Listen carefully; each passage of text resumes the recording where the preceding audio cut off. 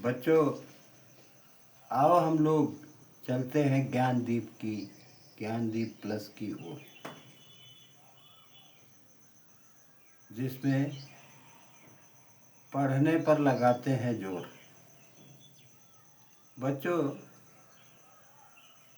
जैसे हमने आपको बताया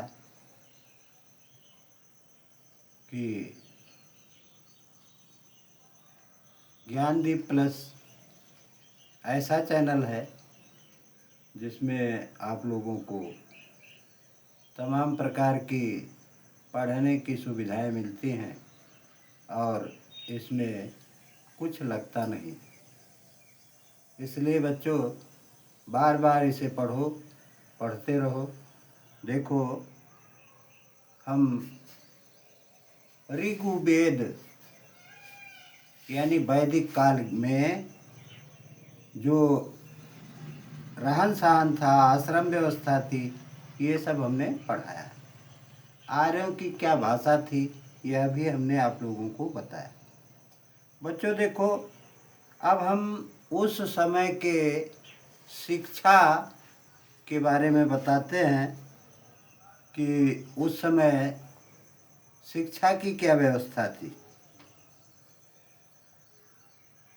उस समय पर जहाँ ब्रह्मचर्य आश्रम हुआ करता था, विद्यार्थी गुरुकुल में रहकर शिक्षा प्राप्त करते थे। वेदों के साथ साथ गणित, ज्यामिति, ज्योतिष, भूगोल, सैन्य विज्ञान तथा शिल्प आदि की शिक्षा प्राप्त करते थे। गुरुकुल में इतनी चीज़ें पढ़ाई जाती थी। और उनका पशुपालन देखते हैं। देखो, प्रारंभ में आर्य पशुपालक ही थे। वह पशुओं को पालते थे। गाय तथा बैल व्यक्ति की संपत्ति माने जाते थे। ये उनकी समृद्धि का प्रतीक थे। जैसे कई गायें हों या कई जोड़ी बैल हों, उन्हें काफ़ी संपत्ति वाला माना जाता था। गाय का प्रयोग वस्तुओं को खरीदने में किया जाता था। गाय को एक पवित्र पशु के रूप में माना जाता था। वेदों में इसे अघन्या कहा जाता था। प्राणियों में आसपास के किसान द्वारा गाय चुरा लेने के कारण कई बार युद्ध प्रारंभ हो जाता था। आर्य उन्हें दस्यु कहा करते थे। दस्यु माने चोर होता है। खेती का महत्व उसी समय बढ़ा, वैदिक काल में ही। जनसंख्या में वृद्धि हुई और इस कारण से उनकी आवश्यकताओं में भी वृद्धि हुई। उसकी पूर्ति के लिए ये लोग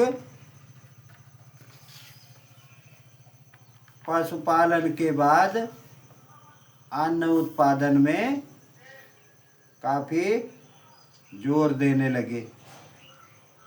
आर्य अब गंगा जमुना के दोआब क्षेत्र में बसने लगे, क्योंकि यहाँ उत्पादन अधिक होता था।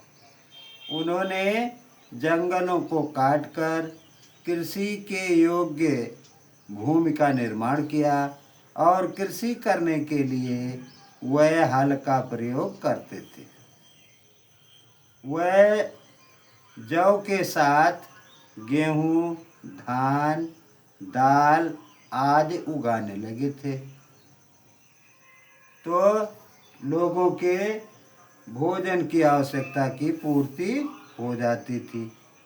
अब शिल्प कला उनकी कैसी थी, ये हम देखते हैं। आर्य पशुओं से संबंधित व्यवसाय जैसे ऊन कातना, घोड़े के रथ बनाना, लकड़ी की वस्तुएं बनाना, मिट्टी के बर्तन बनाना, हस्तशिल्प और धातु कर्म का काम करने लगे थे। धातु को आयस कहते थे। ऋग वैदिक काल में इन्हें तांबा कांसा का ज्ञान हो गया था। लोहे का ज्ञान उत्तर वैदिक काल में हुआ। विज्ञान और प्रौद्योगिकी, आर्यों को सूर्य, चंद्रमा, पृथ्वी व नक्षत्रों की गतियों का ज्ञान था। वह ज्यामितीय आकृति से परिचित थे। अब हम देखते हैं कि ऋग वैदिक काल से उत्तर वैदिक काल में क्या परिवर्तन आया। ऋग वैदिक काल में जीवन गतिशील था, यानी यहाँ वहाँ ज़्यादातर बसा करते थे, और राजा का पद जो है वो वंश के अनुरूप नहीं था, वंशानुगत नहीं था।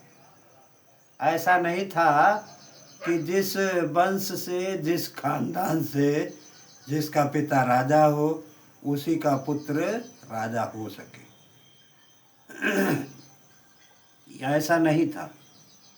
और वर्ण व्यवस्था उस समय नहीं थी, क्योंकि उस समय लोग केवल हर चीज के ज्ञान में जुटे हुए थे।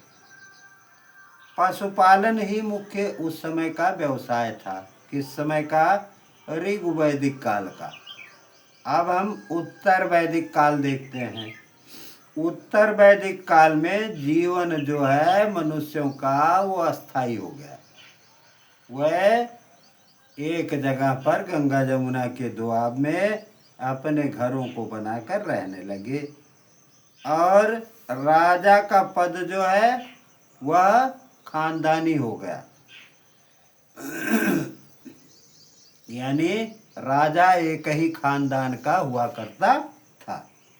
वर्ण व्यवस्था विकसित हो गई। कृषि मुख्य व्यवसाय बन गया। अब हम आगे देखते हैं कि महाकाव्य की रचना जो है वो कब हुई। रामायण और महाभारत दो प्रसिद्ध महाकाव्य हैं। रामायण की रचना महर्षि वाल्मीकि द्वारा संस्कृत में की गई।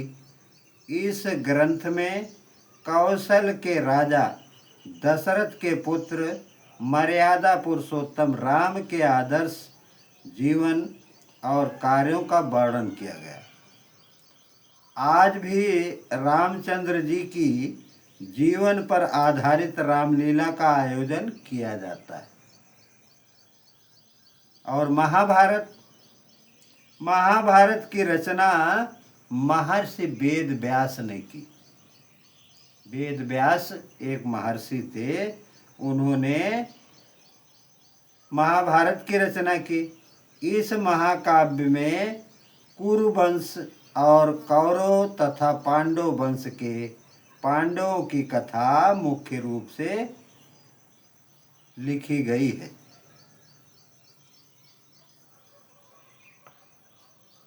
लोहे की खोज उत्तर वैदिक काल में ही हुई। इसे ध्यान रखना, क्योंकि यह बड़ी परीक्षाओं में पूछा जाता है। वैदिक काल से पूर्व चित्रात्मक लिपि थी। अब ध्वनि के आधार पर अक्षरों का विकास होने लगा। इस तरह से अक्षरों को मिलाकर, शब्दों को मिलाकर वाक्य बनने लगे। ब्राह्मण ग्रंथ, इसकी रचना यज्ञ के विधान तथा क्रियाओं को समझने के लिए की गई। प्रत्येक वेद के अपने अपने ब्राह्मण ग्रंथ हैं। उपनिषद, इन्हें वेदांत भी कहा जाता है। इनकी संख्या 108 है। भारत का आदर्श वाक्य सत्यमेव जयते मुंडकोप निषद से लिया गया है। बच्चों बस आज इतना ही। जहाँ से भी आप लोग चैनल को देख रहे हैं लाइक सब्सक्राइब और शेयर करिए। धन्यवाद।